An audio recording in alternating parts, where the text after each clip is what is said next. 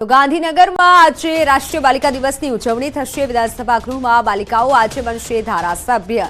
બાલિકાઓ ધારાસભ્ય બની ગૃહની કાર્યવાહી ચલાવશે। વિધાનસભા અધ્યક્ષ શંકરભાઈ ચૌધરી વિશેષ ઉપસ્થિત રહેશે। 24 જાન્યુઆરી આજે રાષ્ટ્રીય બાલિકા દિવસની ઉજવણી થશે।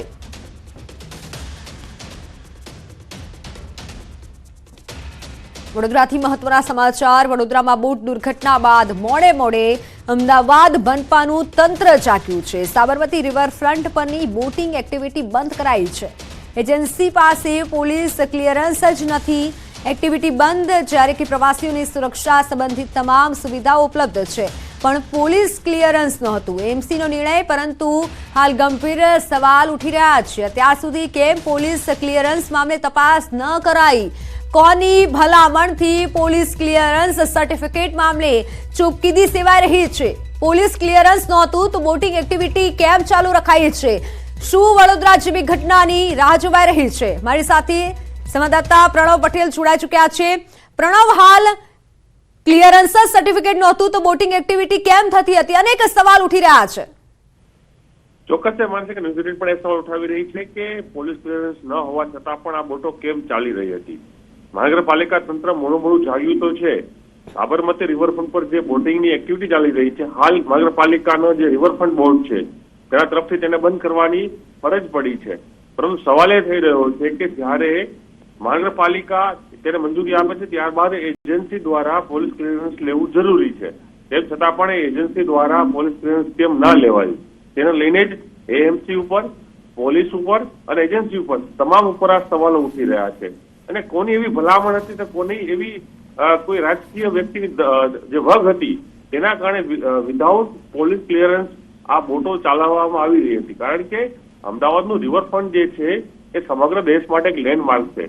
અહીં બહારથી પણ વિદેશી પ્રવાસીઓ પણ આવતા હોય છે, અન્ય રાજ્યના પણ પ્રવાસીઓ આવતા હોય છે અને અમદાવાદ શહેરની જે આ રિવરફ્રન્ટ છે, આ તેની બોટિંગ છે, તેની મજા માણતા હોય છે। તેની સુરક્ષા ઉપર સૌથી મોટો સવાલ એ થઈ ગયો છે। મહાનગરપાલિકાનો દાવો છે કે પ્રવાસીઓની સુરક્ષાને લઈને એજન્સીએ તમામ તકેદારી રાખી હતી, પરંતુ પોલીસ ક્લિયરન્સ તેઓ ન હતું લીધું। તેના જ કારણે આજે સમગ્ર એક્ટિવિટી છે હાલ પૂરતી બંધ કરવામાં આવી છે। પરંતુ ચોક્કસ મહાનગરપાલિકા, પોલીસ અને એજન્સી ઉપર આ તમામ ઉપર સવાલો ઉભા થઈ રહ્યા છે કે ક્લિયરન્સ વગર કેમ આ બોટો ચાલી રહી હતી। હાલ મોડે આ તંત્રે બંધ કરાવ્યું છે, પરંતુ તપાસ થવી જોઈએ કે આની પાછળ જવાબદાર કોણ છે। બિલકુલ પ્રણવ, અને સાથે જ અનેક સવાલ એ પણ ઉઠી રહ્યા છે કે શું વડોદરા જેવી ઘટનાની હવે તંત્ર રાહ જોઈને બેઠું છે? કારણ કે ક્લિયરન્સ નથી, જાણ નથી, તો અનેક સવાલ એ પણ ઉઠી રહ્યા છે। તો આગળ હવે કેવી કાર્યવાહી કરવામાં આવશે? ચોક્કસ એક ઘટના એક કહેવત સાબિત થાય છે મહાનગરપાલિકા માટે, આગ લાગે ત્યારે કૂવો ખોદવો। બિલકુલ, મહાનગરપાલિકા જ્યારે પણ આવી કોઈ દુર્ઘટનાઓ બને છે ત્યારે જ એક્ટિવ થઈ જાય છે, તેના અધિકારીઓ એક્ટિવ થઈ જાય છે, તંત્ર એક્ટિવ થઈ જાય છે, પરંતુ પહેલા કેમ તકેદારી લેવામાં નથી આવતી એ જ સવાલ છે। વડોદરામાં જે ઘટના બની, જો કદાચ વડોદરા મહાનગરપાલિકા તંત્ર પહેલેથી એલર્ટ હોત તો આ પ્રકારની ઘટના ન બની હોત। એ જ રીતે અમદાવાદ મહાનગરપાલિકા પણ એ જ ઘટનાનું પુનરાવર્તન કરી રહી છે। મોટો સ્ટાફ છે, અધિકારીઓનો કાફલો છે, સત્તાધીશો બેસે છે, તેમ છતાં પણ કેમ તેની નીતિ નિયમોનું પાલન નથી થતું? એજન્સીઓ કેમ માથે ચડીને તમામ નિયમોને નેવે મૂકીને કામ કરી રહી છે? એવા કયા નેતાની ભલામણ હોય છે, કયા રાજકીય પીઠબળ સાથે તેઓ કામ કરી રહ્યા છે, તેના કારણે તેઓ ગાંઠતા નથી? પરંતુ ફરી એ જ સવાલ ઉભા થઈ રહ્યા છે કે ઘટના બન્યા બાદ જ કેમ તંત્ર ઊભું થાય, જાગે છે? પહેલા કેમ તંત્ર પોતાની કામગીરી નથી કરી શકતી?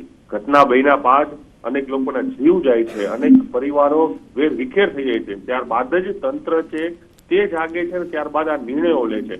પહેલા કેમ પોલીસ વિભાગ હોય, મહાનગરપાલિકા છે, સાબરમતી રિવરફ્રન્ટ બોર્ડ છે, આ તમામ લોકોએ કેમ તકેદારી નથી રાખી?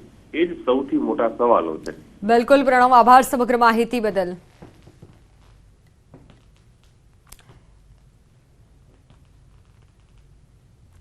વડોદરાના હરણી બોટ દુર્ઘટના કેસમાં હાલ તપાસ થઈ રહી છે। શિક્ષણ સમિતિના બાળ મેળામાં ધરખમ ફેરફાર કરાયા છે. શિક્ષણ સમિતિના બાળ મેળામાંથી એડવેન્ચર ઝોન રદ કરાયો છે. શાળાના શિક્ષકોને વિશેષ સ્વિમિંગની તાલીમ પણ અપાશે. હવે મનપાની મંજૂરી બાદ શિક્ષકોને સ્વિમિંગની તાલીમ અપાશે, જ્યારે બાળકોના વાલીઓને પણ હવે સ્વિમિંગ શીખવા માટે સલાહ આપવામાં આવી છે. દુર્ઘટના બાદ વડોદરા મનપાની કાર્યવાહી વિવિધ ઇમારતો અને આનંદ પ્રમોદના સાધનોની એનઓસી લેવા માટે તાકીદ કરાઈ છે. જ્યાં એનઓસી નથી ત્યાં નહીં ચલાવી શકાય રાઇડ્સ. જ્યારે વોરંટી પીરિયડ પૂરો થઈ ગયો હોય તો મનોરંજનના સાધનો બંધ કરવા માટે તાકીદ કરાઈ છે. નગર ગૃહ, કોમ્યુનિટી હોલ, સ્વિમિંગ પુલ, બાગ બગીચામાં ચાલતી રાઇડ્સનું ચેકિંગ કરવા માટે સૂચના અપાઈ છે. અને હવે વડોદરા તંત્ર જાગ્યું છે.